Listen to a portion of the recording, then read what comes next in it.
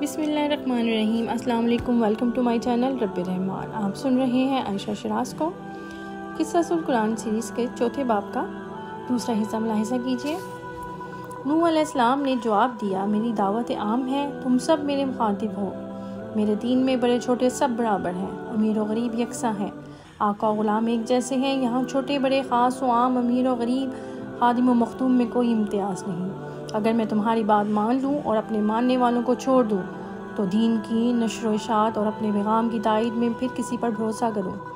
मैं इन वफ़ाशवारों को कैसे छोड़ दूँ जिन्होंने मेरे इस वक्त साथ दिया जब तुमने मुझे मायूस कर दिया था, जिन्होंने इस वक्त मेरी दावत को तहे दिल से तस्लीम किया जब तुम कुफ्र और इनकार कर रहे थे। मेरे गरीब दोस्त तो दीन पर सख्ती से कायम हैं और शब व रोज़ दावत अल्लाह का फरीज़ा सर अंजाम दे रहे हैं। कल क़यामत के दिन अगर उन्होंने रब्बे कदूस के हुजूर मेरी शिकायत की तो मैं क्या जवाब दूंगा। अगर उन्होंने कह दिया कि बारे इलाही नूह ने नेकी के बदले बुराई और एहसान के बदले इनकार को तरजीह दे दी तो मेरे क्या हालत होगी। ए सरदार आने कौम, तुम तो बड़े कम अकल हो।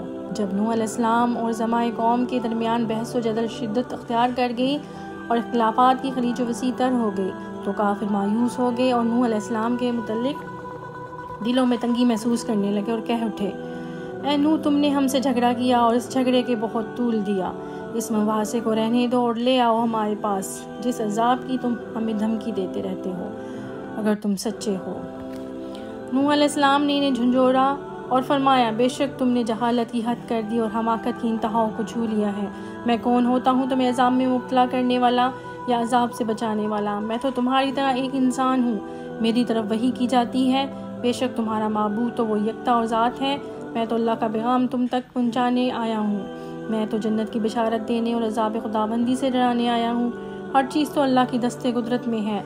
अगर वो करम करे तो तुम्हें हदायत दे, चाहे तो तुम्हें फ़ौरन अजाब से दो चार कर दे।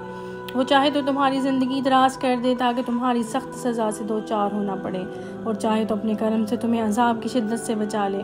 रिसालत के फ़र्ज़ को पूरी तरह अदा करने के लिए अल्लाह करीम ने अंबिया अलैहिस्सलाम को अज़्म हिम्मत और सब्र इस्तक़लाल जैसी खूबियों से नवाजा है। इसके साथ साथ इन्हें वही के अख़ज़ करने और अपनी ज़ात कामिल पर भरोसा रखने की खसलतों से भी माला माल किया है ताकि इनकी तशरीफ़ आवरी के बाद लोगों पर हुज्जत तमाम हो जाए और किसी काफिर को हुक्म पर डटे रहने का उज़र ना रहे। नूह अलैहिस्सलाम भी उलुल अज़्म रसूलों में से थे। आप 9.5 साल की तवील अरसा तक फ़रीज़ा तबलीग अदा करते रहे, अपनी कौम की इज़ा रसानियों पर सब्र करते रहे, इनकी तानो तशनियों के तीरों को बर्दाश्त करते हुए उम्मीद की एक किरण लिए सिरातुल मुस्तकीम की तरफ बुलाते रहे।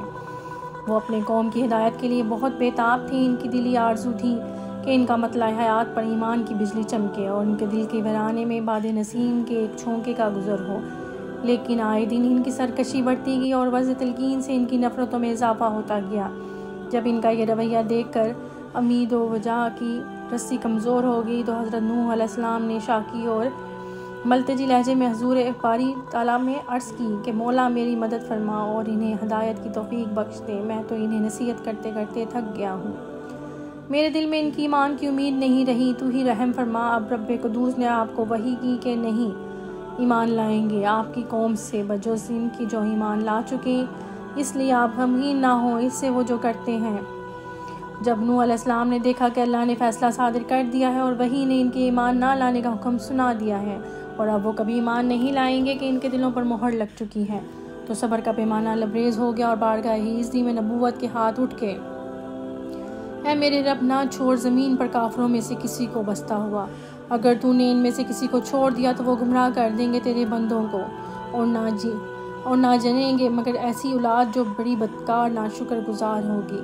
अल्लाह ताला ने इस दुआ को कबूल फरमाया और हुक्म दिया कि बनाइए एक कश्ती हमारी आंखों के सामने और हमारे हुक्म से और ना बात कीजिए मुझसे इन लोगों के बारे में जिन्होंने जुल्म किया, वो ज़रूर गर्क कर दिए जाएंगे। आपने आबादी से ज़रा हट कर मकान बनाया, कश्ती की तैयारी शुरू हो गई, तख्ते और कील तैयार की और अल्लाह की हदायत के मुताबिक कश्ती तैयार होने लगी। लोग मजाक करते, आवाज़ें कसते और इस्तिज़ा का तूफ़ान बर्पा करते, कहते कि नूह, पहले तो तुम नबी थे, आज बढ़ई बन गए हो, नबूवत के कारोबार से दस्तकश होकर बढ़ई का पेशा क्यों इख्तियार कर लिया। कभी कहते हैं तुम्हारी इस कश्ती का एक फ़ायदा यहाँ तो पानी को पीने को पानी नहीं मिलता, आखिर तुम नहरों और दरियाओं से इतनी दूर कश्ती बनाकर क्या करोगे?